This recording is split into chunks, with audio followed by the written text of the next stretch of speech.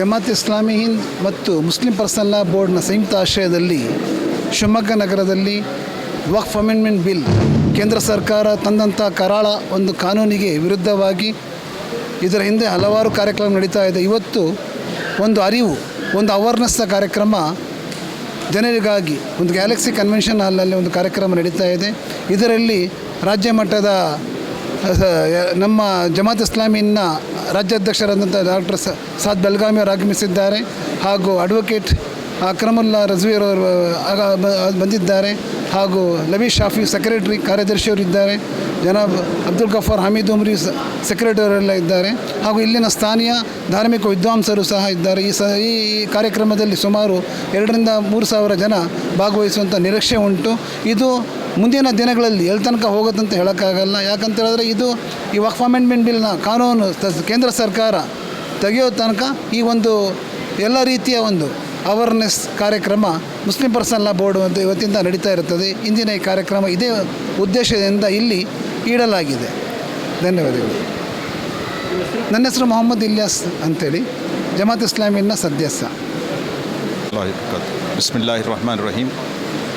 अभी government of India की जानिब से वक्फ़ तरमीमी बिल एक्ट 2025 जो बनाया गया है वो एक तरह से दस्तूर के ख़िलाफ़ है और ख़ास तौर से मुसलमानों के तशख़्ख़ुस और तहफ़्फ़ुज़ के ख़िलाफ़ है और हमारे देश के दस्तूर के ख़िलाफ़ है.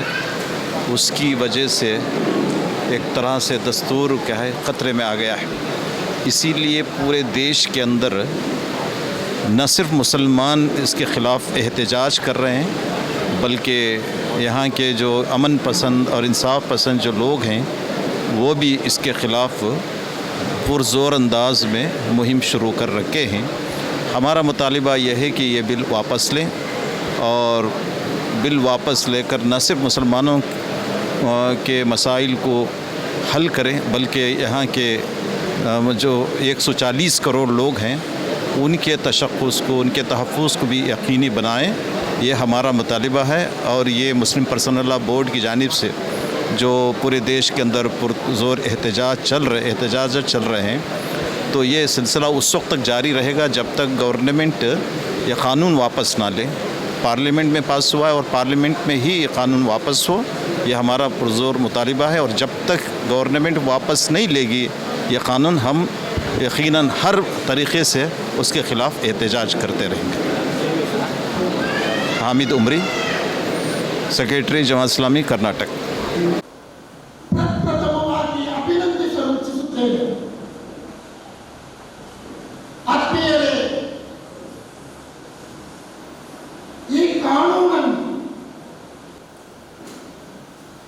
ಇದು ಡ್ರಕೋನಿಯನ್ನು ಇದನ್ನು ಕಾನೂನನ್ನು ಹೇಳಲಿಕ್ಕೆ ಸಾಧ್ಯವಿಲ್ಲ.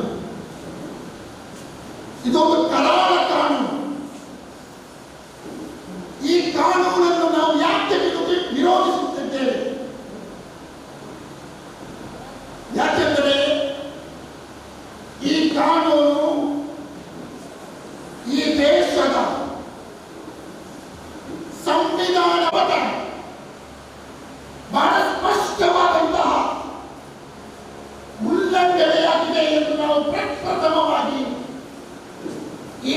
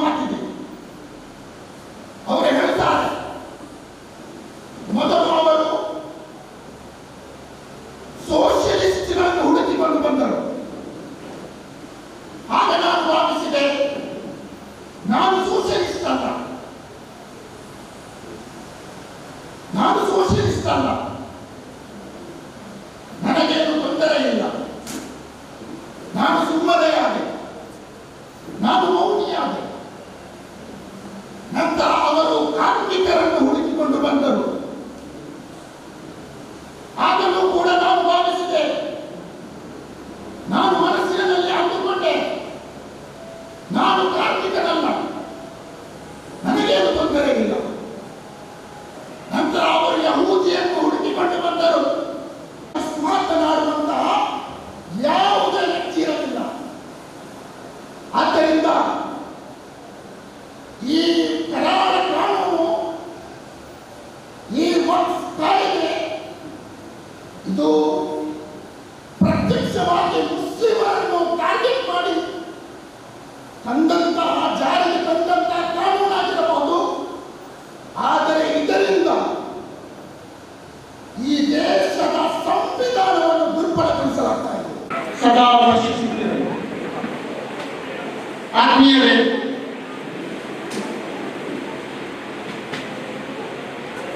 ಈ ಸಂದರ್ಭದಲ್ಲಿ ಪ್ರಪ್ರಥಮವಾಗಿ ನಾನು ಇಲ್ಲಿ ಒಟ್ಟು ಸೇರಿ ಅನ್ಯಾಯ, ನೀವು ಮೌನಿಗಳಾಗುವುದಾದರೆ ಅದು ಮಹಾ ಅಪರಾಧ ಈ ಸಂದರ್ಭದಲ್ಲಿ ಪ್ರಪ್ರಥಮವಾಗಿ ನಾನು ಹೇಳಲು ಇಚ್ಛಿಸ್ತಾ ಇದ್ದೇನೆ. ಆತ್ಮೀಯರೇ, ಈ ಕಾನೂನಿನಲ್ಲಿ ಸರಿಸುಮಾರು 45 ತಿದ್ದುಪಡಿಗಳನ್ನು ಮಾಡಲಾಗಿದೆ. ಆ ಎಲ್ಲ ತಿದ್ದುಪಡಿಗಳನ್ನು ನಿಮ್ಮ ಮುಂದೆ ಹೇಳುವಂತಹ ಸಮಯ ಇಲ್ಲ. 4 ತಿದ್ದುಪಡಿಗಳನ್ನು ನಾನು ನಿಮ್ಮ ಮುಂದೆ ಈ ಸಂದರ್ಭದಲ್ಲಿ ಹೇಳಲು ಇಚ್ಛಿಸ್ತಾ ಇದ್ದೇನೆ. ಪ್ರಪ್ರಥಮವಾದಂತಹ ಒಂದು ಬಹಳ ಆಘಾತಕಾರಿಯಾದಂತಹ ತಿದ್ದುಪಡಿ ಏನೆಂದರೆ, ನೀವು ಮೊದಲು ಯಾರು ಕೂಡ ವಕ್ಫ್ ಮಾಡಬಹುದಾಗಿತ್ತು, ಮುಸ್ಲಿಮನಾಗಿರಲಿ ಮುಸ್ಲಿಮೇತರನಾಗಿರಲಿ ಯಾರು ಕೂಡ ವಕ್ಫ್ ಮಾಡಬಹುದಾಗಿತ್ತು. ಆದರೆ ಈ ಹೊಸ ತಿದ್ದುಪಡಿಯಲ್ಲಿ ಬಹಳ ಸ್ಪಷ್ಟವಾಗಿ ಹೇಳಲಾಗಿದೆ, ಯಾರು ಕೂಡ ವಕ್ಫ್ ಮಾಡುವಂತಿಲ್ಲ. ವಕ್ಫ್ ಮಾಡಬೇಕಾದರೆ ಕಡ್ಡಾಯವಾಗಿ 5 ವರ್ಷ ಇಸ್ಲಾಮನ್ನು ಅನುಸರಿಸುವಂತಹ ವ್ಯಕ್ತಿ ಮಾತ್ರವೇ ವಕ್ಫ್ ಮಾಡಲು ಸಾಧ್ಯ. ಅದರ ಅರ್ಥ ಎಂದರೆ ನೀವೋ ನಾವೋ ಅಲ್ಲ, ಬದಲಾಗಿ ಸರ್ಕಾರದ ಮುಂದೆ ನಾನು ಮುಸ್ಲಿಮನು ಎಂದು ಸರ್ಟಿಫಿಕೇಟ್ ತೋರಿಸಿ ನೀವು ವಕ್ಫ್ ಮಾಡಬೇಕು. ಇದು ನಮ್ಮ ಸಂವಿಧಾನವು ನಮಗೆ ಕೊಟ್ಟಂತಹ ಧಾರ್ಮಿಕ ಸ್ವಾತಂತ್ರ್ಯದ ಮೇಲೆ ನಡೆದಂತಹ ಹಲ್ಲೆ. ಇದನ್ನು ಬಹಳ ಸ್ಪಷ್ಟವಾಗಿ ನಮಗೆ ಖಂಡಿಸಲು ಸಾಧ್ಯವಾಗಬೇಕು. हर उम्मत के ऊपर एक क्रिटिकल मोमेंट आता है और इस वक्त उम्मत मुस्लिमा के ऊपर हिंदुस्तान में मेरी राय यह है कि वो क्रिटिकल मोमेंट आया हुआ है. आज हम जो फैसला करेंगे उसका असर हमारी आने वाली नस्लों पर पड़ने वाला है.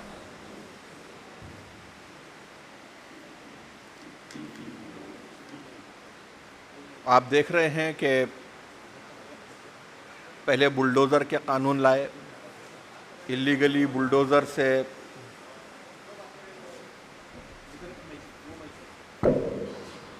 इलीगल बुलडोज़र्स का जो मामला चला, पहले सिर्फ मुसलमानों के घर को तोड़ा गया,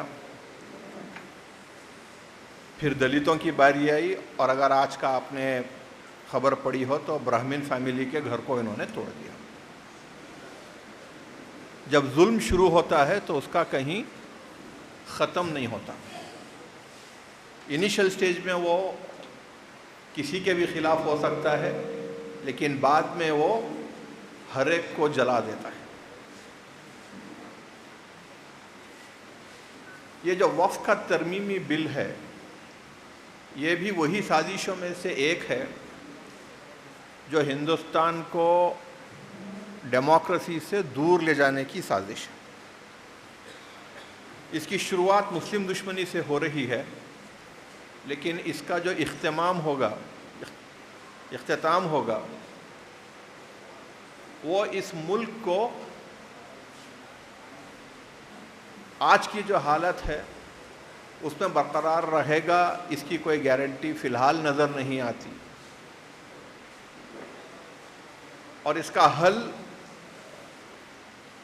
ہم مسلمانان ہند اس موقع پر کس طریقے سے اس مسئلے کی وہ حل کرنے کی کوشش کریں گے، بہت بڑا رول ادا کرے گا۔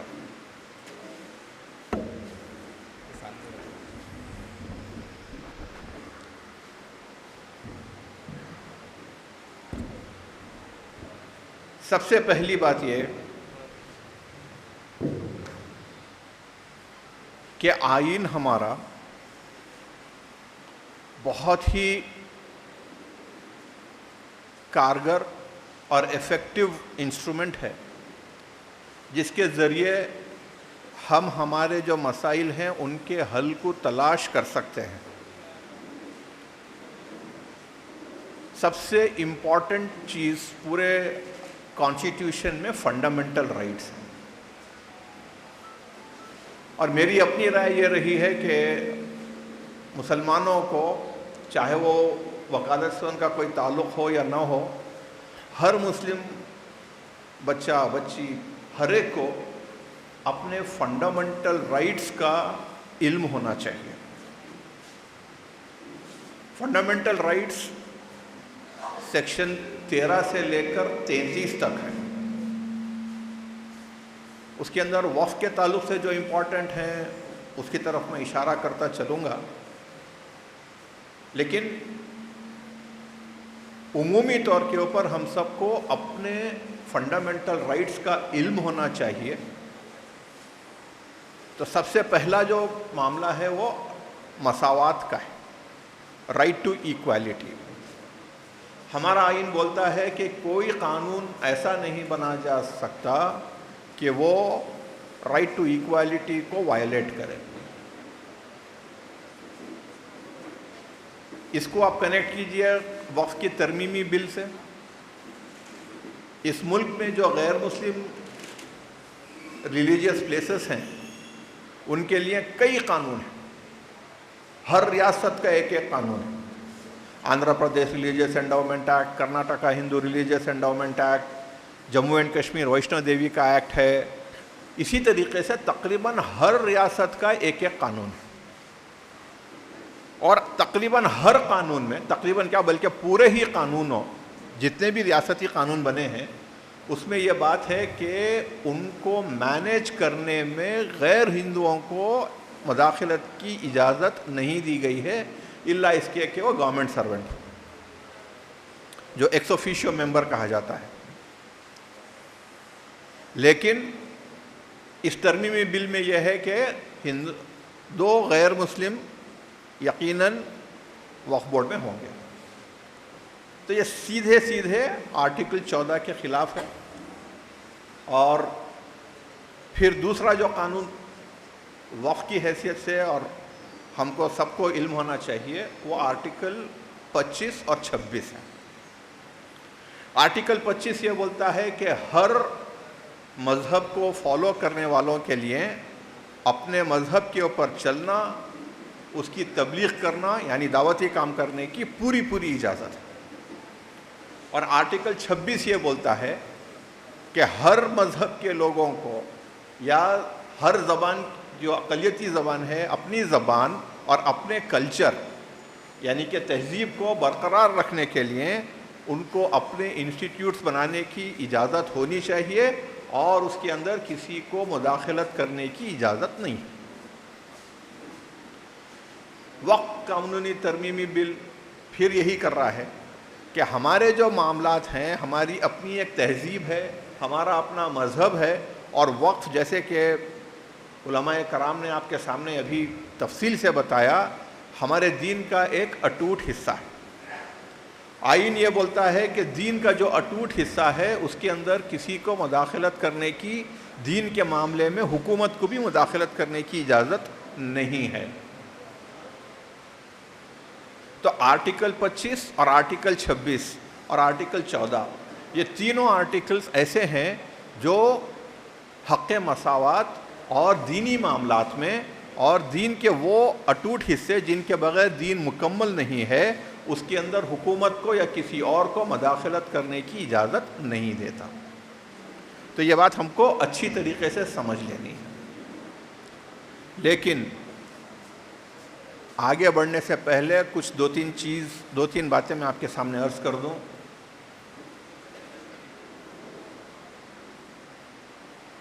فنڈامنٹل رائٹس آپ کے اوپر ایک بہت بڑی ذمہ داری ڈالتے ہیں جو آپ کے دین کا بھی حصہ ہے، اور وہ یہ ہے کہ کسی بھی قسم کی زیادتی برداشت نہیں کی جانی چاہیے۔ میں اپنے پہلے جو بات میں نے آپ سے عرض کی تھی اس کی طرف توجہ دلواؤں گا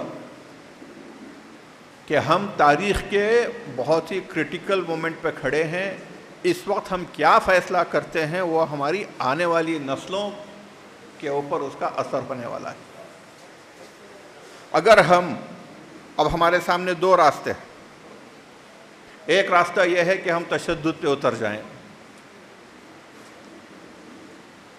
اور ایک دوسرا راستہ ہے، اور وہ دوسرا راستہ ہے کہ ہم آئین کے دائرے کے اندر اپنی اختلاف کو، اپنی احتجاج کو پوری طریقے سے عوام کے سامنے اور حکومت کے سامنے اور کورٹس کے سامنے لائیں۔ لیکن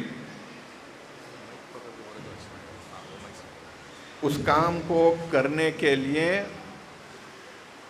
ہم کو جو ہمارا دینی فریضہ ہے کہ اپنی بات کو پورے ہندوستانیوں تک پہنچانا ہے، اس سے ہم دور ہو رہے ہیں۔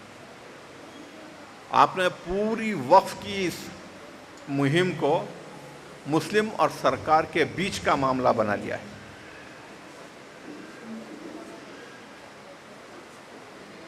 میرا عاجزانہ گزارش ہے کہ یہ طریقہ صحیح نہیں ہے۔ سپریم کورٹ کے اندر آپ لوگوں میں سے پتہ نہیں لوگوں کو علم ہو یا نہ ہو، کچھ سکھ حضرات بھی ہماری تائید میں آئے ہیں، کئی غیر مسلم ہماری تائید میں آئے ہیں، کئی شیڈول ٹرائب کے لوگ ہماری تائید میں آئے ہیں۔ یہ ہم ہی ہیں جو اپنی تنگ نظری سے اس کو صرف ہمارے اور حکومت کے درمیان کا مسئلہ بنا رہے ہیں، اور اس کو کمیونل بنانے کی کوشش ہم کر رہے ہیں، وہ لوگ نہیں کر رہے ہیں۔ اور آپ سیدھے بی جے پی کی جو سازش ہے ہندوستان کو مسلمانوں کے خلاف کرنے کی اور ہندوستان میں مسلم اور ہندوؤں کے بیچ میں فرقہ پرستی کو پیدا کرنے کی، ہم اس کے اندر پھنس رہے، اس سازش کا حصہ بن رہے ہیں۔ میری اپنی رائے یہ ہے کہ ہم کو اس موقع سے فائدہ اٹھانا چاہیے اور ہمارے دین کو، ہمارے دین کی اہم تعلیمات کو غیر مسلموں اور سپریم کورٹ کے سامنے پہنچانے کا یہ بہترین موقع ہے۔ مجھے نہیں معلوم کہ آپ میں سے کتنے حضرات نے سپریم کورٹ میں کپل سیبل صاحب کی جو آرگیومنٹ تھی وقف کے تعلق سے اس کے اوپر سننے کا یا اس کے بارے میں پڑھنے کا موقع ہوا یا نہیں ہوا۔ انہوں نے بارہا سپریم کورٹ میں یہ کہا کہ مجھے اسلامی تعلیمات کے بارے میں جتنا علم اس کیس کو آرگیو کرنے میں ہوا، اس سے تھوڑا سا زیادہ علم مجھے حکومت نے جو اس کے خلاف میں اپنے بیان دیے ہیں، اپنے آرگیومنٹ دیے ہیں، اس میں مجھے اسلام کے بارے میں زیادہ معلوم ہوا۔ یہ ان کا سپریم کورٹ کے اندر بیان آرگیومنٹس میں۔ یہ موقع ہم کو اپنے ہاتھ سے نہیں کھونا ہے۔ لوگوں کو اسلام کے اندر زکوٰۃ کا تصور، لوگوں کو اسلام کے اندر چیریٹی کرنے کا تصور، جیسے مولانا نے لن تنالوا البر پڑھا، حضرت ابوبکر صدیق رضی اللہ عنہ کا آپ کے سامنے کنویں کا واقعہ سنایا، یہ ساری چیزیں بتاتی ہیں کہ حضرت ابوبکر सिद्दीक़ रज़ी अल्लाह अन्हु ने सिर्फ मुसलमानों के लिए नहीं कहा कि चैरिटी हो, पानी सबको दिया गया उसमें से।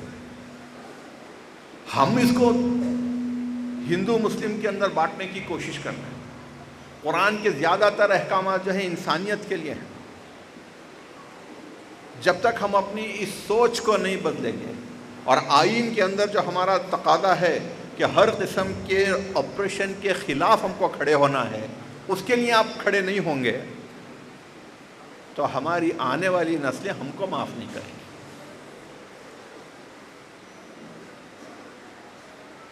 मुझे शिमोगा का इल्म नहीं है। नॉर्थ इंडिया में ख़ास तौर पर मोहल्ले अलग हो गए हैं, हिंदुओं के मोहल्ले अलग, मुसलमानों के मोहल्ले अलग। अपने नेबर से बातचीत करने का भी अब तसव्वुर नहीं रहा है। हर चीज़ का प्रिज्म हिंदू मुस्लिम हो गया है। अगर आप इस रवैये को बरकरार रखेंगे तो आप इस्लाम की तालीम उन तक कैसे पहुंचाएंगे? और जब तक आप उनकी तकलीफ़ में जो जुल्म दलितों के ऊपर हो रहे हैं, जो जुल्म शेड्यूल ट्राइब और शेड्यूल कास्ट पर हो रहे हैं, जब तक आप उस जुल्म के खिलाफ आवाज़ नहीं उठाएंगे, वो आपके लिए क्यों आवाज़ उठाएंगे? जो बेहतरीन वकला इस वक्त सुप्रीम कोर्ट में आपकी तायद कर रहे हैं, कोई भी मुसलमान नहीं है अलावा हुज़ैफ़ा अहमदी साहब के, कपिल सिब्बल साहब, अभिषेक मनी सिंघवी साहब, राजीव धवन साहब। ये सब किसके लिए खड़े हुए हैं? मुसलमान नहीं है, इस्लाम से कोई ताल्लुक़ नहीं है उनका, लेकिन आपके लिए आवाज़ उठा रहे हैं इसलिए कि वो समझते हैं कि आपके ऊपर जुल्म हो रहा है। लेकिन हम अपनी ज़िंदगी में इतने मसरूफ़ हैं कि हमको हमारे अलावा कुछ नज़र नहीं आ रहा है। जब तक हम अपने ताल्लुक़ को बेहतर नहीं करेंगे, गैर मुस्लिमों से अपने ताल्लुक़ को बेहतर नहीं करेंगे, जब तक इस्लाम की हुज्जत हम पूरी नहीं करेंगे, अल्लाह ताला के सामने हम जवाब देंगे। वक्फ के तरमीमी बिल को मेरा इत्तेफाक हुआ कई मुसलमान लोगों से बातचीत करने में। रिएक्शन ये मिलता है कि भाई वहाँ के जो कमेटी मेंबर्स हैं सुनते कौन हैं हमारी, कौन से वो अच्छे काम कर रहे हैं जो हम वक्फ तरमीमी बिल के लिए खड़े हों। इस सोच में एक बहुत बड़ा मसला है। वो कमेटी, वो सेक्रेटरी और वो प्रेसिडेंट आर्जी तौर पर वहाँ है। वक्फ का इंस्टीट्यूशन हमने और जिन्होंने भी वक्फ बनाया है वो उन्होंने हमेशगी के लिए बनाया है, सवाब जादिया के लिए बनाया है। आप आइन के मुताबिक उसकी अगर हिफाजत नहीं करेंगे तो अल्लाह ताला के सामने क्या जवाब देंगे? ये बोलेंगे कि वो आर्जी एक सेक्रेटरी था, वो मुझे पसंद नहीं था इसलिए मैंने आवाज़ नहीं उठाई और इतना बड़ा नुकसान किया कि वक्फ की प्रॉपर्टीज मेरे हाथ से चली गई। ये जवाब देंगे क़यामत के रोज़। बेशक काफ़ी कमिटीज़ वक्फ की प्रॉपर्टीज़ को मैनेज करने में गलतियां कर रही हैं, लेकिन वो मसला छोटा है। बारहा मैं सुनता हूं कि वक्फ बोर्ड चोरों का अड्डा है। मैं उनसे ये पूछता हूं कि भाई अगर चोरों का अड्डा है तो 26,000 प्रॉपर्टीज़ कर्नाटक का वक्फ बोर्ड में कहाँ से आएंगी? कई प्रॉपर्टीज़ के करोड़ों रुपए की आमदनी हो रही है। गलतियां हैं, वक्फ बोर्ड दूध का धुला नहीं है, लेकिन वो भी आर्जी हैं जो लोग वहाँ हैं। आप आर्जी लोगों की दुश्मनी में बड़े वक्फ के नुकसान नहीं कर सकते, नहीं करना चाहिए। हम सबको मुत्तहिदा होकर इस बात का अज़्म करना है कि वक्फ हमारी दीन का अटूट हिस्सा है और इसकी हिफाजत हमारी शरई जिम्मेदारी है।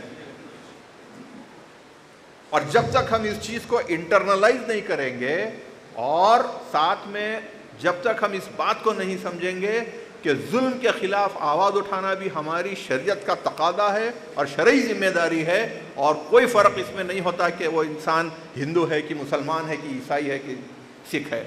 ظلم ظلم ہے، قتل قتل ہے، کسی کو بے گھر کرنا گناہ ہی ہے، اور بے گھر مسلمان ہو ہندو ہو کوئی ہو، اس کے اگر آپ یہ سوچیں گے کہ وہ غیر مسلم ہے اس کا گھر ٹوٹا کوئی مسئلہ نہیں ہے، صبح میں ایکسیڈنٹ ہوتا ہے، صبح میں اٹھ کے آپ دیکھتے ہیں کہ ایکسیڈنٹ ہوا ہے تو آپ کے ذہن میں پہلا سوال مسلمان تو نہیں تھے؟ یہ طریقہ نہیں ہے، اس سوچ کو بدلنے کی ضرورت ہے۔ جب تک آپ اس سوچ کو نہیں بدلیں گے اللہ تعالیٰ آپ کی حمایت میں کوئی فیصلہ نہیں کرے گا، ذلیل ہی رہیں گے ہم، اس لیے کہ ہم اللہ تعالیٰ کا منشا کوئی نہیں سمجھ رہے ہیں۔ اللہ تعالیٰ کا منشا دنیا میں عدل کو قائم کرنا ہے، عدل کو قائم کرنا ہے، اور عدل کے قیام کے لیے جب تک آپ اپنے گھر سے ایکٹیو ہو کر باہر نہیں نکلیں گے اور لوگوں کی مدد کو نہیں کھڑے ہوں گے بلا تفریق کہ یہ ہندو ہے یا مسلمان، اللہ تعالیٰ کی تائید آپ کے ساتھ نہیں ہوگی۔ چھوٹے چھوٹے کام ہوتے ہیں جو کرنے کے ہیں، آئین آپ کے اوپر ذمہ داری ڈال رہا ہے، ڈسکریمنیشن کے خلاف، پورے فنڈامنٹل رائٹ جو ہیں ڈسکریمنیشن کے خلاف، کیونکہ ہم آواز نہیں اٹھاتے ڈسکریمنیشن ہم پہ آیا ہے۔ تو وقف کے ترمیمی بل کے اندر جیسے مجھ سے پہلے مولانا نے بتایا کہ بہت سارے مسائل ہیں، حکومت چاہتی ہے کہ جو وقف بائی یوزر ایک کانسیپٹ ہے، وقف بائی یوزر کا مطلب یہ ہے کہ بھائی اس کے کوئی کاغذات نہیں ہیں لیکن یہ صدیوں سے ایک وقف کا انسٹیٹیوشن ہے۔ کئی مساجد ہیں، بہامنی کنگڈم کی مساجد ہیں، جامع مسجد ہے دلی کی، کلنگار مسجد ہے، چمر جو سب سے پہلی مسجد ہے چمنور کی، یہ ساری مساجدیں بہت پہلے بنی ہیں۔ حکومت بول رہی ہے کہ رجسٹریشن جن کا نہیں ہے وہ وقف ہم نہیں مانیں گے، وقف بائی یوزر۔ کپل سبل صاحب کا آرگیومنٹ یہ تھا کہ بھائی رجسٹریشن کا قانون برٹش حکومت 1908 میں لے کے آئی، 6 صدی سے مساجد یہاں بن رہی ہیں، اب ان کے پیپرز کہاں سے لیں گے جب رجسٹریشن کا اس وقت تصور ہی نہیں تھا۔ کپل سبل صاحب کا آرگیومنٹ یہی تھا کہ بھائی ہندو انسٹیٹیوشنز کے اندر تو آپ مسلمانوں کو آنے نہیں دیں گے لیکن مسلم انسٹیٹیوشنز میں 2 ہندوؤں کو دیں گے، ڈسکریمنیشن ہے۔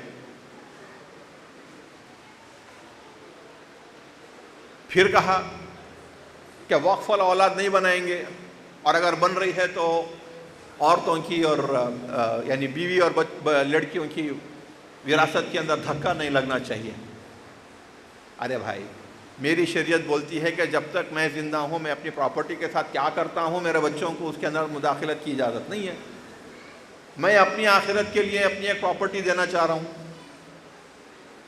پھر بولتے ہیں کہ نہیں اگر آپ وقف کر رہے ہیں تو آپ کو 5 سال تک بحیثیت مسلم پریکٹسنگ مسلم ہونا چاہیے۔ اب کون ڈیسائیڈ کرے گا کہ میں پریکٹسنگ مسلم ہوں؟ مسجد میں اٹینڈنس دوں گا کیا 5 وقت؟ یہ جان بوجھ کر ایک مسلم دشمنی کو اپنے الیکٹوریٹ کو خوش کرنے کے لیے بنایا گیا قانون، اور جب تک ہم سب پولیٹیکلی اویئر ہو کر پولیٹیکلی اس کو کیسے اپوز کرنا ہے، جب تک اس کے اوپر ہمارے بزرگ اور دانشور بیٹھ کر ایک اسٹریٹجی نہیں بناتے ہم ایسے ہی گول گول گھومتے رہے۔ 2 مثالیں دے کر میں اپنی بات کو ختم کرتا ہوں۔ پہلی مثال، اور دونوں مثالیں امریکہ کی، ممدانی صاحب نیو یارک کی پرائمریز جیتے ہیں، نیو یارک کے اندر میئر بہت بڑا عہدہ ہوتا ہے۔ آپ میں سے مجھے نہیں معلوم کتنے لوگوں کو معلوم ہے کہ ٹیل اویو کے بعد سب سے زیادہ یہودی نیو یارک میں رہتے ہیں، اس کے باوجود ممدانی صاحب وہاں پر تقریباً 70% ووٹ لے کر جیتے۔ کئی یہودیوں نے ان کو ووٹ کیا، اس لیے کہ وہ ظلم زیادتی سمجھ رہے تھے اس چیز کو. ಅವರು ಹೇಳ್ತಾರೆ ಮೊದಲು ಅವರು for me and there was no one left to ನನಗಾಗಿ ಮಾತನಾಡುವಂತಹ ಯಾವುದೇ ವ್ಯಕ್ತಿ ಇರಲಿಲ್ಲ. ಆದ್ದರಿಂದ ಈ वफ़ का ये तरीक़ा इख्तियार किए हुए हैं और बराबर ये सिलसिला चला आ रहा है. हमारे असलाफ़ की, हमारे बुज़ुर्गों की इन मुक़द्दस अमानतों की हिफाजत करना, उनको तरक्की देना, उनका सही इस्तेमाल करना और जो आफ़ात इस वक्त उन पर मंडला रहे हैं उनको समझना और उनके तदारुक का, उनको दूर करने का एहतमाम करना हमारी ज़िम्मेदारी है. मौजूदा बिल जो 2025 वफ़ अमेंडमेंट एक्ट जो पास किया गया है वो एक नहायत ख़तरनाक इक़दाम है और डेमोक्रेसी ही के रास्ते से, डेमोक्रेसी ही को ख़त्म करने का और उसी के ख़िलाफ़ हुक्मरानी करने का, क़ानून को जारी करने की एक नुमायाँ मिसाल है. ये मामला मुसलमानों का है, हमारे असासे हैं, हमारे रिलीजियस एसेट्स हैं. इसके मुताल्लिक़ मुसलमानों से मशवरा किया जाना चाहिए, ये फितरी बात है. और मुसलमानों के मशवरे के मुताबिक इस सिलसिले में इक़दाम किया जाना चाहिए. और तुरफ़ा तमाशा देखिए कि इस सिलसिले में एक तो ये कि 1995 वफ़ एक्ट में मुसलमानों ने कोई मुतालबा नहीं किया कि इसको चेंज किया जाए या कोई तब्दीली की जाए, मगर पूरी साजिशी अंदाज में कॉन्स्पिरेसी गढ़कर एक नया क़ानून और वो भी उम्मीद के नाम से लाया जाता है. और मुसलमान इसके ख़िलाफ़ आज भी पूरी तरह इसके मुखालिफ हैं और पूरे मुल्क में और हुकूमत के कोई इंटेलिजेंस है और कान और होश गोश है तो देख सकती है कि मुसलमानों का इस सिलसिले में क्या मौक़िफ़ है. और जब बिल पास किया गया, पहली बार पेश किया गया और JPC कायम किया गया तो JPC का ढोंग रचा गया और उसने हर जगह दौरे किए और मुसलमानों ने ओवरवेलमिंगली इसके मुखालिफत में अपने पेटिशन्स दाखिल किए, अपने मौक़िफ़ को वाज़ेह किया. करोड़ों की तादाद में ईमेल्स भेजे गए, मगर उस सब के बावजूद इतना वाज़ेह एंटी डेमोक्रेटिक क़ानून इस मुल्क में पास होता है जो हमारे औक़ाफ़ पर एक बहुत बड़ा हमला है, एक हरबा है, एक शातिराना चाल है. चुनांचे हुकूमत की इस बदनीयती पर और इसकी इस फ़िरक़ावाराना रविश पर हमें नोटिस लेने की और बहुत से क़वानीन हमने देखे, बहुत से एक के बाद एक यहाँ चीज़ें आती रही हैं, मगर इनके इरादे नेक नहीं मालूम होते हैं. मुसलमानों को डिसएनफ्रेंचाइज करने की कोशिशें चल रही हैं, आप देख रहे हैं. SIR के नाम से स्पेशल इंटेंसिव रिवीजन जो रोल्स का बिहार में किया जा रहा है और असल हदफ बंगाल है और मुसलमानों को उनके वोटिंग राइट से महरूम करने, उनके असासों को कमज़ोर करने, उनको डी इस्लामाइज़ करने, हमारे कल्चर और हमारी तहज़ीब से हमको हमारे ताल्लुक़ को कमज़ोर करने के लिए और हमारी आइडेंटिटी को, हमारी शनाख्त को मुतासिर करने की यहाँ ये साजिशें बराबर चल रही हैं. चुनांचे वक्त आ गया है कि इनफ इज़ इनफ कहा जाए और जो कुछ हमारे ख़िलाफ़ यहाँ हो रहा है इस पर हमें नोटिस लेना चाहिए और एक आवाज़ होकर इसके ख़िलाफ़ खड़ा होना चाहिए. ये बिल एंटी डेमोक्रेटिक है, एंटी कॉन्स्टिट्यूशनल है. बड़ी तफसील से आपके सामने हमारे मौलाना रबी शाफ़ी साहब ने, अकमल रज़वी साहब ने बताया कि किस तरह ये हमारे दस्तूर के मुख्तलिफ़ दफ़ात के ख़िलाफ़ ये है. 14, 15, 25, 26, 29, 30 और 300 इन तमाम दफ़ात के ख़िलाफ़ ये बिल पड़ता है. और बड़ी बात यह है कि ये सिर्फ महज फंडामेंटल राइट से कुछ दफ़ात की खिलाफ वर्जी नहीं है. एक तो बात इसको भी देखिए कि इसकी मुखालिफत सिर्फ मुसलमान नहीं कर रहे हैं, یہ بات صحیح ہے کہ ہم کو دوسروں کو بھی ایجوکیٹ کرنا چاہیے، مگر کیا پارلیمنٹ میں ہم نے نہیں دیکھا کہ 284 کے مقابلے میں 232 ایم پیز نے اس کو کنڈیم کیا تھا؟ مسلمان تو 24-25 ہیں پارلیمنٹ میں، مگر 232 ایم پیز نے اس کی مخالفت کی اور زبردست دلائل اس کے سلسلے میں دیے۔ معلوم یہ ہوتا ہے کہ یہ حکومت کی بدنیتی ہے جو یہ رخ اختیار کر رہی ہے۔ یہ صرف کچھ دفعات کی رائٹس کی مخالفت نہیں ہے، بلکہ ہمارے کانسٹیٹیوشن کا جو پریامبل ہے اور ہماری جو خصوصیات ہیں پریامبل میں جو باتیں ویلیوز کے طور پر بیان کی گئی ہیں، یہ جسٹس کے خلاف ہے، یہ فریڈم کے خلاف ہے، یہ فریٹرنیٹی کی، یعنی یہاں ہمارے بقائے باہم کی، ایک دوسرے کے ساتھ ہم جو مل جل کر رہتے ہیں، اس میں دراڑیں پیدا کرنے کی اور ہیٹریڈ کو پیدا کرنے کی، قوموں کو آپس میں لڑانے کی یہ ایک سازش ہے۔ اور اسی طرح پلورلزم ہماری ایک خصوصیت ہے، اس کے خلاف یہ پڑتا ہے۔ کمیونل ہارمونی اس ملک کی ایک ضرورت بھی ہے، نمایاں خصوصیت ہے، اس کے خلاف یہ پڑتا ہے۔ فیڈرلزم پر یہ ملک چلتا ہے، اسٹیٹس اور یونین اور لینگویجز کی بنیاد پر یہاں فیڈرل سٹرکچر ہمارے دستور کا ہے۔ اسی طرح کلچرل فیڈرلزم کو بھی یہاں تسلیم کیا گیا ہے، مذاہب اور ان کی آزادی کو تسلیم کیا گیا ہے، مگر ان سب کو کمزور کرنے اور ان کے خلاف یہ قانون پڑتا ہے۔ چنانچہ یہ محض کچھ رائٹس کی خلاف ورزی کی بات نہیں ہے، بلکہ fundamental nature of the constitution جو ہمارا ہے اس کے خلاف یہ وقف کا قانون ہے جو پاس کیا گیا ہے۔ چنانچہ ضرورت اس بات کی ہے، بہت سے جو اس کے کئی ایک پہلو ہیں، پورے 44 امینڈمنٹس جو لائے گئے وہ سب غلط ہیں، ان سب کا توڑ پیش کیا جا سکتا ہے، ریبٹل کیا جا سکتا ہے، مگر جو کچھ نمایاں باتیں ہیں، بات کو سمجھنے کے لیے، رخ کو جاننے کے لیے اور اس بل کی قباحت کو اور قہرمانی کو سمجھنے کے لیے چند باتیں کافی ہیں۔ وقف بائی یوزر آپ کے سامنے بات آئی، اور لمیٹیشن کلاس کی بات ہے۔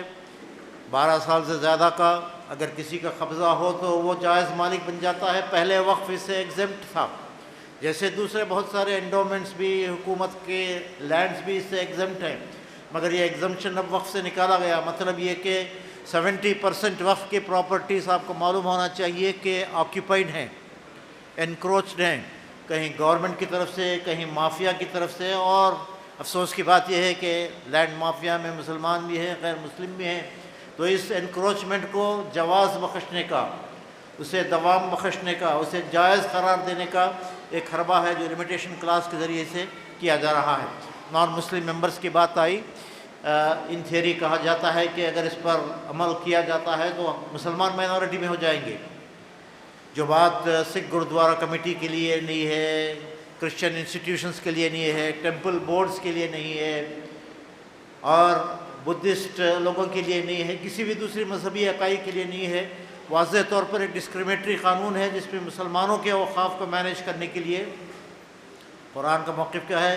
ما کان للمشرکین ان یعمروا مساجد اللہ، مشرکین کا کام نہیں ہے کہ وہ مساجد کے انتظام اور انصرام کی ذمہ داری ان کو دی جائے، اور یہاں دستور نے بھی اس بات کو پروٹیکٹ کیا تھا۔ مگر آپ دیکھ رہے ہیں کہ دھڑلے سے دن کی روشنی میں ہمارے حقوق پر دست درازی اور دھاوا بولا جا رہا ہے، اور ہمارے اوقاف کے مینیج کرنے کے لیے جنہیں کوئی شریعت کا علم نہیں، جنہیں کوئی اسلامی قانون کا کوئی نالج نہیں، ان کو ہم پر بٹھایا جا رہا ہے اور ان کو وقف بورڈ میں شامل کیا جا رہا ہے۔ کہا جاتا ہے کہ اس کو اگر پوری طرح امپلیمنٹ کیا جائے تو مسلمان مائنورٹی میں ہو جائیں گے، چاہے وہ سینٹرل وقف کونسل کی بات ہو یا اسٹیٹ وقف بورڈز کی بات ہو۔ وہ مسلمانوں کا ہونا ضروری نہیں ہے۔ پہلے الیکشن کے ذریعے سے لوگ آتے تھے، اب نامینیشن کے ذریعے سے گورنمنٹ نامینیٹ کرے گی۔ تو یہ اس طرح کی بہت سی باتیں، اور جہاں وقف بائی یوزر کی بات ہے وہیں ہیریٹیج کہہ کر آرکیولوجیکل سروے آف انڈیا کسی سائٹ کو جو یہاں پرانی عمارتیں ہیں اس کو ایکوائر کرتا ہے تو وہاں بھی آپ کے حقوق متاثر ہو سکتے ہیں۔ اور جو کلیکٹر راج یہاں نافذ کرنے کی، یا کلیکٹر ہو یا پھر حکومت کا کوئی دوسرا نمائندہ ہو، اور کسی بھی پراپرٹی میں اگر کسی کا کوئی کیس دائر ہو جائے، کوئی ڈاؤٹ ریز ہو جائے، خصوصاً حکومت کی طرف سے بات ہو جائے تو پھر آپ کے اختیار وہاں ختم ہو جائیں گے. تو یہ ہمارے مساجد کو، ہمارے قبرستانوں کو، ہمارے عیدگاہوں کو اور ہمارے دیگر اثاثوں کو، امام باڑوں کو، درگاہوں کو ایکوائر کرنے کا اور ان کو کمزور کرنے کا اور مسلمانوں کو بے دخل کرنے کی ایک سازش ہے جو اس وقت رچی جا رہی ہے. اور وقف ٹریبیونل کو کمزور کیا جا رہا ہے. وقف ٹریبیونل ایک خصوصی عدالت ہوتی ہے جو وقف کے معاملات کو اس کی ہیئرنگ کرتی ہے، مگر اس کو اس وقت کمزور کیا جا رہا ہے. اور بہت سے دوسرے ٹریبیونلز ہیں جو حکومت اس کو برتتی ہے، جاری رکھی ہوئی ہے، مگر وقف کے سلسلے میں اس کو ختم کیا جا رہا ہے.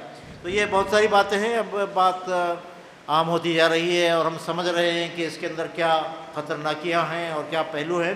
میں چند باتیں ہماری ذمہ داریاں کیا ہو سکتی ہے اس کے متعلق آپ کے سامنے عرض کرنا چاہتا ہوں. پہلی بات یہ ہے کہ مسلمانوں کے درمیان اول درجے میں اور پھر یہاں کے شہریان کے درمیان بھی شعور بیداری کا کام ہمیں کرنا چاہیے. افسوس کی بات یہ ہے کہ ہمارے درمیان رابطے کمزور ہیں، ہمارا میڈیا پر ہولڈ بہت کم ہے اور صحیح معلومات ہمارے اپنے برادری اور ہمارے اپنے بھائی بندوں کو معلوم نہیں ہے. تو کیا خطرہ اس وقت لاحق ہے، کیا سونامی آنے والی ہے اور کیا عظیم خطرات کا ہم سامنا کر سکتے ہیں.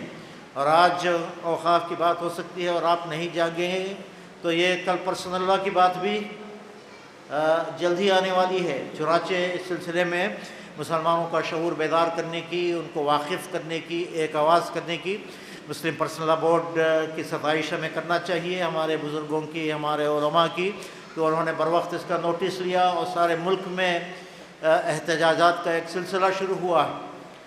ہر بڑی بستی میں لاکھوں کی تعداد میں لوگ جمع ہو رہے ہیں اور اپنے اختلاف کو اور اپنی مخالفت کو رجسٹر کر رہے ہیں. ہم نے بتی گل تحریک چلائی، ہم نے ہیومن چین قائم کی اور اسی طرح میمورنڈا ہم نے پیش کیے ڈی سیز کے سامنے، پورے ڈسٹرکٹس میں کام ہوا ہے.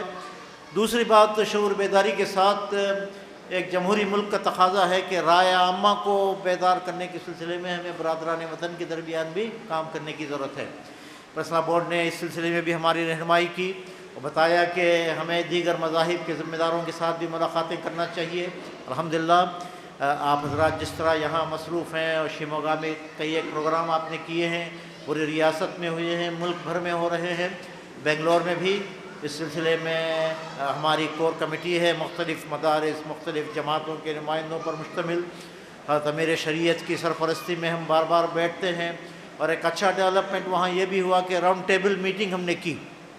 یہ راؤنڈ ٹیبل میٹنگ وہ تھی جس میں نان مسلم این جی اوز کو مدعو کیا گیا تھا، نان مسلم این جی اوز کو مدعو کیا گیا اور سکھ گرودوارے کے ایک بڑے نمائندہ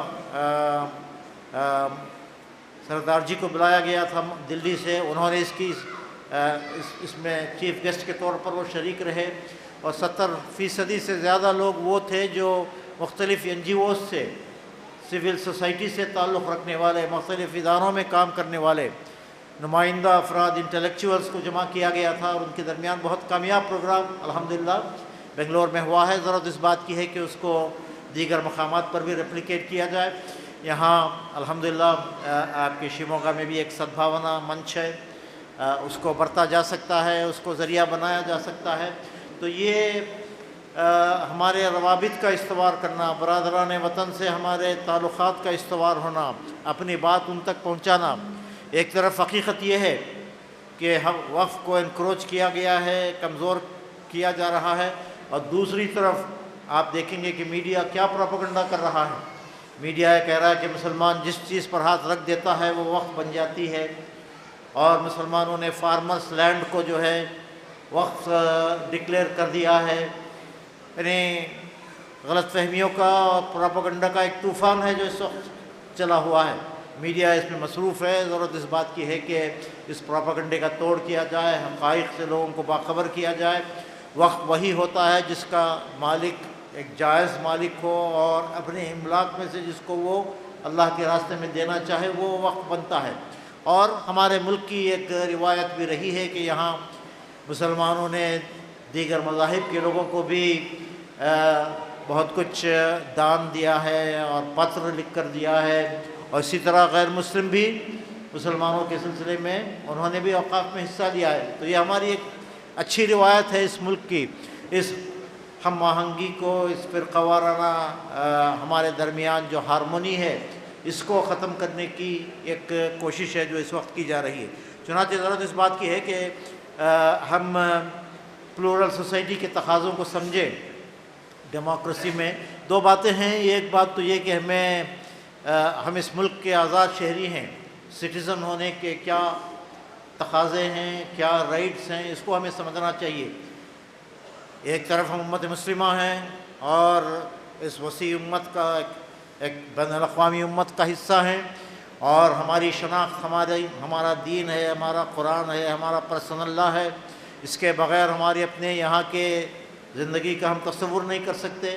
دوسری طرف سٹیزن کے حیثیت میں بھی ہمارے بہت سارے رائٹس ہیں، اور دستور نے اس کو بجا طور پر تسلیم کیا ہے، اور یہاں کی اکثریت ایسے لوگوں کی ہے جو جمہوریت میں، دستوریت میں، کانسٹیٹیوشنل رائٹس میں اور سیکولرزم میں بلیو کرتی ہے، اور ایک دوسرے کے ساتھ پیس اور ہارمونی کے ساتھ زندگی گزارنا چاہتے ہیں۔ چند فیصد ہیں، 5% لوگ ہیں جو اس ماحول کو مقدر کرنے اور اس نفرتوں کی فضا کو پروان چڑھانے کی کوشش کر رہے ہیں۔ ضرورت اس بات کی ہے کہ مسلمانوں کو اس سلسلے میں اسٹریٹجی بھی بنانا چاہیے، سوچنے سمجھنے والوں کو بیٹھ کر اس سلسلے میں منصوبہ بندی بھی کرنی چاہیے، اور ہم اپنے پڑوسیوں کے درمیان آپس میں ایک دوسرے سے بھائی چارگی کو بانٹنے، محبتوں کو بانٹنے، اور یہ جو سلسلہ ہمارے درمیان شروع ہوا ہے مسجد پریچے کا، سیرت ابھیان کا، قرآن پروچن کا، اس کو بڑے پیمانے پر رواج دینے کی اور اپنی بات کو دوسروں تک پہنچانے کی ہمیں کوشش کرنا چاہیے۔ مسلمان ایک لمبے عرصے تک اس ملک میں اجنبی رہے، مگر پہلے ہماری عزت کی جاتی تھی، صاحب روح بول کر ہماری قدر کرتے تھے، مگر آج ہماری خاموشی اور ہماری غفلت اور دوسری طرف فرقہ پرست طاقتوں کے سازشوں، کوششوں، کتنا لٹریچر انہوں نے نکالا ہے، کتنا پروپیگنڈا انہوں نے کیا ہے، اس کے نتیجے میں یہ جو ریسپیکٹ کی بات تھی وہ سسپیشنز میں، ہیٹریڈ میں، نفرتوں میں، ڈیمونائزیشن میں تبدیل ہو گئی ہے۔ چنانچہ ضرورت اس بات کی ہے کہ اس ماحول کو بدلنے کے لیے ہمیں کام کرنا چاہیے۔ یہ بات کہ اوقاف کا صحیح استعمال نہیں ہو رہا ہے، اور یہ بھی اعداد و شمار بتائے جاتے ہیں کہ صرف 2% وقف سے جو آمدنی ہو سکتی تھی اس کی صرف 2% آمدنی اس وقت صحیح معنوں میں ہو رہی ہے۔ تو ان کے صحیح استعمال کی، کرپشن کو ختم کرنے کی، اوقاف کا صحیح فائدہ ملت کو پہنچانے کی ہمیں اس کی بھی جتن کرنے ہیں، اس سلسلے میں بھی اہتمام کرنا ہے۔ مگر یہ جو بڑا خطرہ اس وقت ہے، جو ایکسٹرنل تھریٹ پورے اوقاف کے سسٹم کو برباد کر سکتا ہے، اس سے اس وقت نبٹنے کی، اس سلسلے میں دیوار کھڑی کرنے کی، بند باندھنے کی اس وقت ضرورت ہے۔ اس کے سلسلے میں ہمیں کام کرنا ہے۔ یہ بات ہو سکتی ہے کہ پارلیمنٹ میں قانون پاس ہوا ہو، کتنے ہی قوانین پارلیمنٹ میں پاس ہوئے مگر ان کو انل کیا گیا۔ تازہ ترین مثال ہمارے سامنے فارم لاس کی ہے۔ فارمرز نے، کسانوں نے جو احتجاج کیا، اس کے نتیجے میں حکومت کو جھکنا پڑا اور اس قانون کو واپس لینا پڑا۔ کتنے ہی ایسے سپریم کورٹ کے فیصلے ہو سکتے ہیں اور قوانین ہو سکتے ہیں، وہ عدل بدل ہوتے ہیں۔ ضرورت اس بات کی ہے کہ ہم پورے اتحاد کے ساتھ الحمدللہ آپ کے سامنے وقف کے عنوان سے بہت سی باتیں آپ کے سامنے آئی ہیں۔ جس طرح اعلان ہوا کہ میری ذمہ داری تحفظ اوقاف اور اتحاد امت کے عنوان سے کچھ باتیں آپ سے عرض کرنی۔ میں نے ایک آیت کریمہ آپ کے سامنے رکھی جس میں اللہ کا یہ پیغام ہے، اے ایمان والو، اگر تم اللہ کی مدد کرو گے تو اللہ تمہاری مدد کریں گے اور تمہارے قدم جما دیں گے۔ یہ اللہ کا پیغام ہے۔ دوسری آیت کریمہ میں نے آپ کے سامنے رکھی کہ تم اللہ کی رسی کو مضبوطی سے تھام لو، تفرقہ اور اختلاف پیدا نہ کرو اور اپنے اندر اتحاد کو برقرار رکھو۔ अल्लाह की जानिब से हमें जो पैगाम मिला है उस पैगाम पर हम गौर करें और मौजूदा हालात और औकाफ के सिलसिले में आज जो मुल्क के ताने बाने और मुल्क की हर जानिब से आवाज़ उठी हुई है, तारुफ वक्त किसे कहते हैं, ये सब बातें आपके सामने आई हैं। अब हमारी ज़िम्मेदारी है कि लोगों ने जो वक्फ किया और वो अल्लाह की मिल्कियत है, इसका कोई मालिक नहीं होता। वक्फ करने वाला वाकिफ भी जब अल्लाह के हवाले कर जाता है तो अल्लाह की मिल्कियत हो जाती है। तो अल्लाह की मिल्कियत की हिफाजत की ज़िम्मेदारी अल्लाह ने हमें सौंपी है। हम उम्मत मुस्लिमा कहलाते हैं। आज हम तक़सीम शुदा ज़रूर हैं, मुख्तलिफ़ जमातें, मसालिक, मकतब, मकातिब फ़िक्र हमारे हैं, लेकिन हम कलिमा गो हैं। अल्लाह और अल्लाह के नबी सल्लल्लाहु अलैहि वसल्लम की तालीमात पर अमल पैरा रहते हैं। हम अल्लाह की वहदानियत का इकरार करते हैं। रसूलुल्लाह सल्लल्लाहु ताला अलैहि वसल्लम की रिसालत पर हम मर मिटने के लिए तैयार रहते हैं। आज हमारा मुल्क हमसे कुर्बानियों का तकाज़ा करता आया है। अल्हम्दुलिल्लाह सुम्मा अल्हम्दुलिल्लाह, हमारे अकाबिर व असलाफ़ ने इसके लिए अपनी बहुत सी कुर्बानियाँ पेश की हैं। लेकिन ज़माने के गुज़रने के साथ साथ जो हमारे हालात हैं, उन हालात पर हम अगर गौर करें तो मौजूदा हालात हमारे ज़रा दिगरगू हैं। हम इस्लाम से, अल्लाह से, नबी पाक सल्लल्लाहु अलैहि वसल्लम से अपने रिश्ते को कमज़ोर करते चले जा रहे हैं, जिसकी वजह से हालात भी हमारे सामने नए नए अंदाज से आ रहे हैं। हमने वक्फ की तारीफ़, वक्फ के हालात, वक्फ के फ़वाइद, वक्फ क्या चीज़ है, इससे भी हम बेबहरा और बेताल्लुक़ हो गए थे। लेकिन हुकूमत ने इस तरह की आवाज़ उठाई है कि अब हमें उसकी तारीफ़ को भी समझना होगा, उसकी इफ़ादियत को भी हमें महसूस करना होगा, और फिर उसकी हिफाजत के लिए अगर अल्लाह और फिर हालात पैदा हो जाते हैं कि हम उसके लिए क़ुरबानियाँ पेश करें, तो हमें अपने आप को आमादा और तैयार रखना होगा कि ये जो क़ुरबानी भी तकाज़ा करे उस क़ुरबानी को हम पेश करने के लिए तैयार हैं। आपके इल्म में होगा कि ये एक्ट जो है बनकर हमारे मुल्क में नाफिज हो चुका है, ये नाफिज हो चुका है। लेकिन एक गलत फहमी हमारे दरमियान फैला दी गई और ये बात कह दी गई, इसमें शक नहीं कि ये हज़ारों एकड़ हमारे मुल्क में मौजूद ज़रूर है, लेकिन ये सिर्फ मुसलमानों के पास इस तरह नहीं, गैर मुस्लिमीन बल्कि उसके जायज़े और फिर उसके अंदाज़े को लोगों ने हमारे सामने मुहक्कक तौर पर पेश किया है। तो सिर्फ 2 रियासतों में मौजूद गैरों की जो प्रॉपर्टी है, जो वक्फ के अंदाज में उनके पास मौजूद होती है, वो सिर्फ 2 रियासतों की इतनी प्रॉपर्टी है जो हमारे वक्फ से बढ़कर है, लेकिन उस पर किसी तरह की आँच नहीं आती। आपको पता है कि हमारे मुल्क में मौजूदा जो हुकूमत है, वो हुकूमत चाहती है कि हम अपने तमाम ही हुकूक से पैदल होकर, छोड़कर, दूर जाकर हमें अपने लिए सियासी फ़ायदे का एक सामान बनाकर इस्तेमाल करना चाहती है, और हमें, हमारे जहनों को वो हमेशा इख्तलाफ का शिकार रखना चाहती। वो हुकूमत का मामला है। लेकिन हमारी ज़िम्मेदारी, मैंने आपके सामने आयत करीमा रखी जिसमें अल्लाह का ये पैगाम, ऐ ईमान वालों, अगर तुम अल्लाह की मदद करते हो, हम मोमिन हैं, हम मुसलमान हैं, हमारा ये यकीन है, हमारा ये अकीदा है कि अल्लाहुस्समद, अल्लाह बेनियाज, अल्लाह के लिए किसी की कोई मदद की कोई ज़रूरत नहीं रहती। लेकिन अल्लाह ने इन आयात और इन पैगाम के ज़रिए से हमें एहसास दिलाया है कि आप मुसलमान हैं, आप मोमिन हैं, आपकी ज़िम्मेदारी है कि अल्लाह ने जो पैगाम दिया, अल्लाह ने जो अहकाम दिए, उन अहकाम के आप पाबंद बने रहोगे।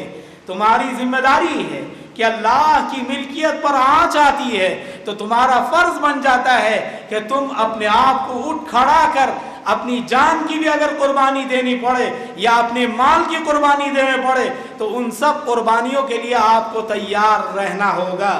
آج بھی تاریخ شاہد اور ہم موجودہ حالات کو دیکھ رہے ہیں کہ ہم فلسطین میں ان حالات کا مشاہدہ ہمارے آنکھوں کے سامنے ہے، جنہوں نے قربانیاں پیش کی اپنی اولاد کی، اپنی بیوی بچوں کی، اپنے گھروں کی، اپنی پراپرٹیوں کی، اپنی ذات کی، اور آج تک پستے لٹتے کٹتے پٹتے ہمیں وہ ہمارے بھائی نظر آتے ہیں جن کا صرف ایک ہی مدعا ہے کہ وہ بیت المقدس کو محفوظ رکھنا چاہتے ہیں، جو اللہ کا گھر ہے اس کی حفاظت کے لیے وہ اپنے آپ کو قربان کرتے ہمارے سامنے نظر آتے ہیں۔ ہزارہ تکالیف کے باوجود، ہزارہ مصائب کے باوجود، ہزارہ مصیبتوں کا سامنا کرنے کے باوجود جن کی زبان سے حسبنا اللہ و نعم الوکیل کا کلمہ ہم سنتے آ رہے ہیں، آج ہم سے بھی یہ جو ہماری اوقاف پر حکومت کی غلط نظریں پڑھ کر، حکومت ہڑپ کر ہم سے چھین کر لے جانا چاہتی ہے، قوانین پیدا کرنا چاہتی ہے اور قوانین لا چکی ہے، اس قانون پر ہم یہ دباؤ بنانا چاہتے ہیں، اور ہم نے یہ سب کچھ کیا، ہمارے بڑوں نے کیا اور بڑوں کی قربانیاں ہیں۔ اس ملک کو آزاد کرنے میں ہمارے بڑوں نے ایسی قربانیاں دی کہ وہ اپنے خاندانوں کو تباہ کر گئے، لیکن انہوں نے اپنی ذات کا خیال نہیں کیا، انہوں نے ملک کو آزاد کرنے، ملک کی بقا، ملک کی ترقی کے لیے قربانیاں دی۔ جہاد کے نام سے انہوں نے قربانیاں دی، جس جہاد کے نام کو آج بدنام کیا جاتا ہے اسی نام سے ملک کو آزاد کرایا گیا ہے۔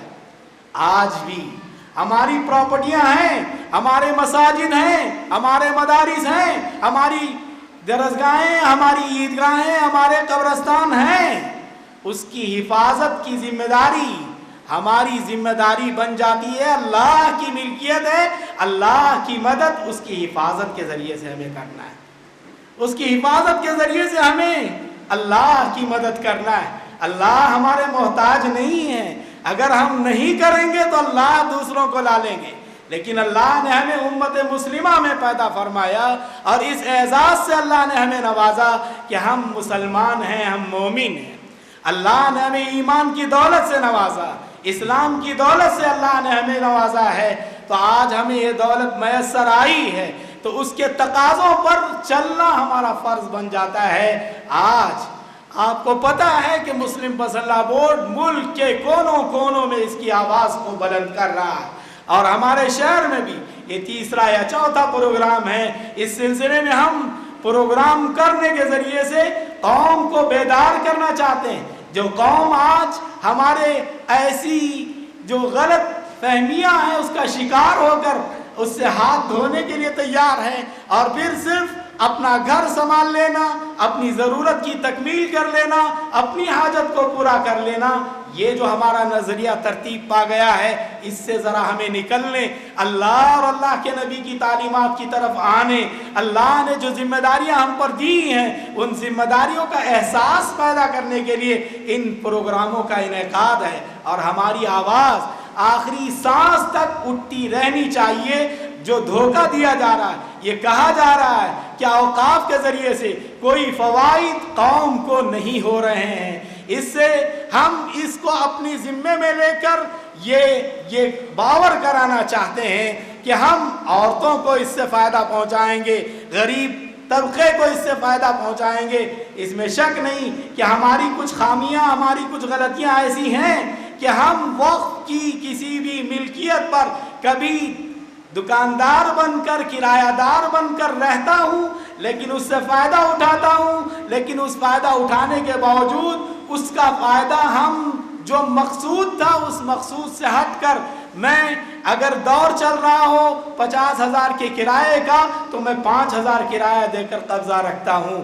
یہ کچھ خامیاں ہماری امت کی، ہمارے مسلمانوں کی ضرور ہیں، ان کو بھی اس احساس کو جگانا ہوگا، اور پھر یہ کرتوت اور یہ حالات ان کی وجہ سے آج حکومتیں غلط نگاہ ڈال کر ہمیں نقصان پہنچانا چاہتی ہیں، ان کو بھی اصلاح کی طرف چلنے کی ضرورت، اور بھی ساتھ ہی اس کی افادیت اور اس کی حفاظت کو ہمیں ہماری قربانی دے کر اس کی حفاظت کرنی ہوگی۔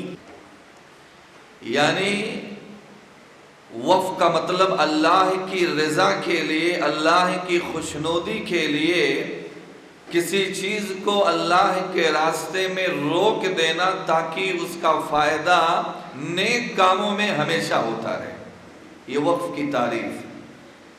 جیسے مسجد بنانا، مدرسے بنانا، یتیم خانے، ہسپتال وغیرہ کی تعمیر کرانا، غریب اور نادار طلبہ کے لیے کتابیں وغیرہ دینا، پانی کا نل یا کنواں وغیرہ کھدوانا، یہ ساری چیزیں وقف میں آتی۔ میرے بھائیوں، شریعت مطہرہ میں وقف کا ایک مسلسل نظام پایا جاتا ہے، مستقل نظام، اور یہ اسلام کے دور اول سے اب تک اس کا تسلسل قائم ہے۔ مسلمانوں کی یہ حسین تاریخ رہی ہے کہ یہ جب بھی دنیا کے جس بھی ملک میں آباد ہوئے تو انہوں نے نیکی کے کاموں میں، رفاہی اغراض، خیراتی مقاصد کے لیے اپنی زمین، اپنے جائیداد، اپنے پراپرٹی، اپنے اموال و املاک، اپنے باغات کو وقف کیے۔ آج اسلامی ممالک کے کونے کونے میں ہزاروں نہیں لاکھوں کی تعداد میں اوقافی املاک موجود ہیں، جن سے غربا، فقراء، مساکین، محتاجگان، بیوگان، ضرورت مندان، یتیم سب مستفید ہو رہے ہیں، سب فائدہ اٹھا رہے ہیں۔ اسلامی ممالک کی بات چھوڑیے، خود ہمارے ملک ہندوستان کے اندر ہمارے آبا و اجداد نے وقف کے اتنی زمینیں، اتنے پراپرٹی چھوڑے ہیں۔ خود اوقافی کی ہندوستان کی سچر کمیٹی کی رپورٹ کے مطابق ہندوستان کے اندر اوقافی املاک 9 لاکھ ایکڑ سے زیادہ، تیسرے نمبر پر سب سے زیادہ فوج کے پاس، دوسرے نمبر پر ریلوے کے پاس، تیسرے نمبر پر اگر کسی کے پاس وقف کی پراپرٹی سب سے زیادہ ہے تو میرے بھائیو وہ اوقاف یہ کی زمین سب سے زیادہ۔ آئیے میں آپ کے سامنے دلیل پیش کرتا ہوں قرآن و حدیث کی روشنی میں کہ کیا آج ہمارے ہی دور میں نہیں بلکہ اللہ کے آخری پیغمبر جناب محمد الرسول اللہ صلی اللہ علیہ وسلم کے زمانے میں صحابہ کرام نے اپنی زمینوں کو، اپنی جائیداد کو، اپنے پراپرٹی کو اللہ کے راستے میں وقف کیا ہے۔ قرآن و حدیث سے دلیلیں بہت ہیں، میں آپ کے سامنے پیش کرتا ہوں۔ قرآن کریم کی جب یہ آیت پارہ نمبر 4 کی پہلی آیت، سورہ نمبر 3 سورہ آل عمران کی آیت نمبر 92 نازل ہوئی، لَن تَنَالُوا الْبِرَّ حَتَّى تُنْفِقُوا مِمَّا تُحِبُّونَ، کہ تم اس وقت تک نیکی پا ہی نہیں سکتے جب تک کہ ان چیزوں میں سے خرچ نہ کرو جو تمہارے نزدیک بہت زیادہ محبوب ہے، پسندیدہ ہے۔